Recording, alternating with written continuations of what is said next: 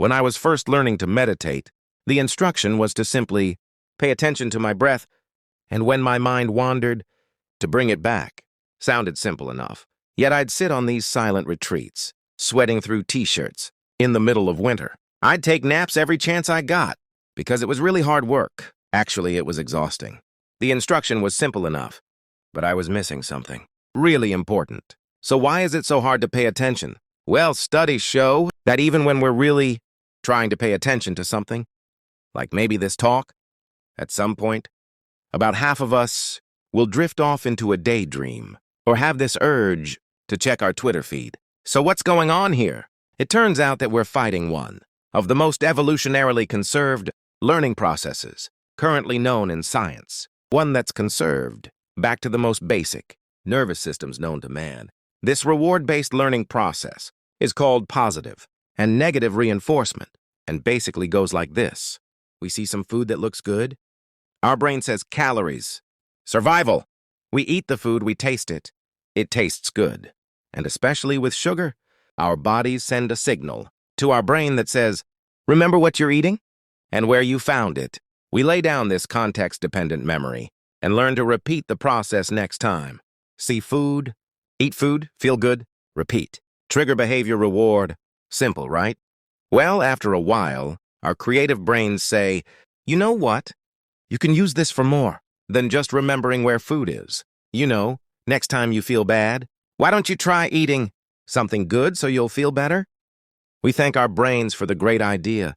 Try this and quickly learn that if we eat chocolate or ice cream when we're mad or sad, we feel better. Same process, just a different trigger.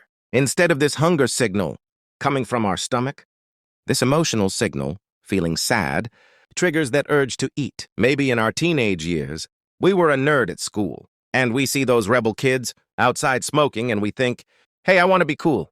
So we start smoking.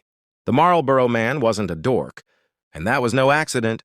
See cool, smoke to be cool, feel good, repeat, trigger behavior reward, and each time we do this, we learn to repeat the process, and it becomes a habit. So later, feeling stressed out triggers that urge to smoke a cigarette or to eat something sweet.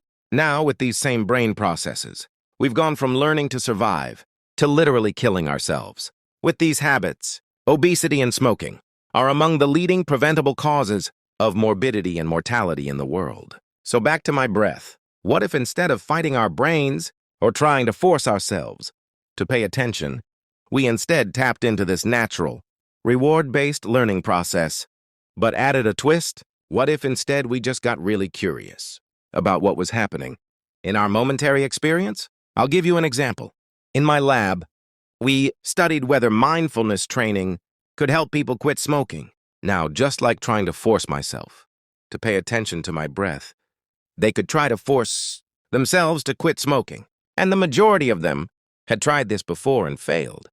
On average, 6 times. Now, with mindfulness training, we dropped the bit about forcing and instead focused on being curious. In fact, we even told them to smoke. What? Yeah, we said, go ahead and smoke.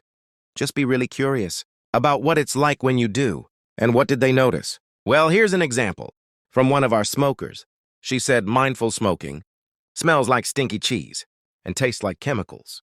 Yuck! Now she knew, cognitively, that smoking was bad for her. That's why she joined our program. What she discovered just by being curiously aware when she smoked was that smoking tastes like shit. Laughter. Now she moved from knowledge to wisdom. She moved from knowing in her head that smoking was bad for her to knowing it in her bones. And the spell of smoking was broken. She started to become disenchanted with her behavior. Now the prefrontal cortex, that youngest part of our brain, from an evolutionary perspective, it understands on an intellectual level that we shouldn't smoke. And it tries its hardest to help us change our behavior, to help us stop smoking, to help us stop eating that second, that third, that fourth cookie. We call this cognitive control. We're using cognition to control our behavior. Unfortunately, this is also the first part of our brain that goes offline when we get stressed out, which isn't that helpful. Now we can all relate to this. In our own experience, we're much more likely to do things like yell at our spouse or kids when we're stressed out or tired, even though we know it's not going to be helpful. We just can't help ourselves. When the prefrontal cortex goes offline, we fall back into our old habits, which is why this disenchantment is so important. Seeing what we get from our habits helps us understand them at a deeper level, to know it in our bones, so we don't have to force ourselves to hold back or restrain ourselves from behavior. We're just less interested in doing it in the first place. And this is what mindfulness is all about, seeing really clearly what we get when we get caught up in our behaviors, becoming disenchanted on a visceral level, and from this disenchanted stance, naturally letting go. This isn't to say that, poof, magically we quit smoking, but over time, as we learn to see more and more clearly the results of our actions, we let go of old habits and form new ones. The paradox here is that mindfulness is just about being really interested in getting close and personal with what's actually happening in our bodies and minds from moment to moment. This willingness to turn toward our experience, rather than trying to make unpleasant cravings go away as quickly as possible. And this willingness to turn toward our experience is supported by curiosity, which is naturally rewarding. What does curiosity feel like? It feels good. And what happens when we get curious? We start to notice that cravings are simply made up of body sensations. Oh, there's tightness, there's tension, there's restlessness, and that these body sensations come and go. These are bite-sized pieces of experiences that we can manage from moment to moment, rather than getting clobbered by this huge, scary craving that we choke on.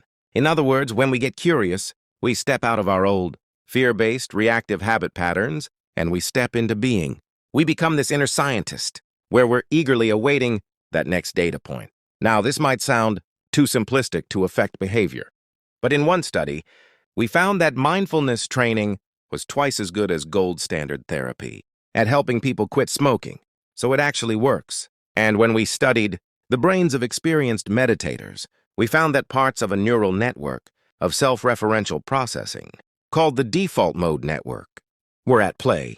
Now, one current hypothesis is that a region of this network, called the posterior cingulate cortex, is activated not necessarily by craving itself, but when we get caught up in it, when we get sucked in, and it takes us for a ride. In contrast, when we let go, step out of the process, just by being curiously aware of what's happening, this same brain region quiets down. Now we're testing app and online-based mindfulness training programs that target these core mechanisms and, ironically, use the same technology. That's driving us to distraction, to help us step out of our unhealthy habit patterns of smoking, of stress eating, and other addictive behaviors. Now, remember that bit about context-dependent memory? We can deliver these tools to people's fingertips in the contexts that matter most, so we can help them tap into their inherent capacity to be curiously aware, right when that urge to smoke or stress eat or whatever arises. So if you don't smoke or stress eat, maybe the next time you feel this urge to check your email when you're bored, or you're trying to distract yourself from work, or maybe to compulsively respond to that text message when you're driving, see if you can tap into this natural capacity. Just be curiously aware of what's happening in your body and mind in that moment. It will just be another chance to perpetuate one of our endless and exhaustive habit loops, or step out of it. Instead of see text message, compulsively text back, feel a little bit better. Notice the urge. Get curious. Feel the joy of letting go. And repeat. Thank you. Applause.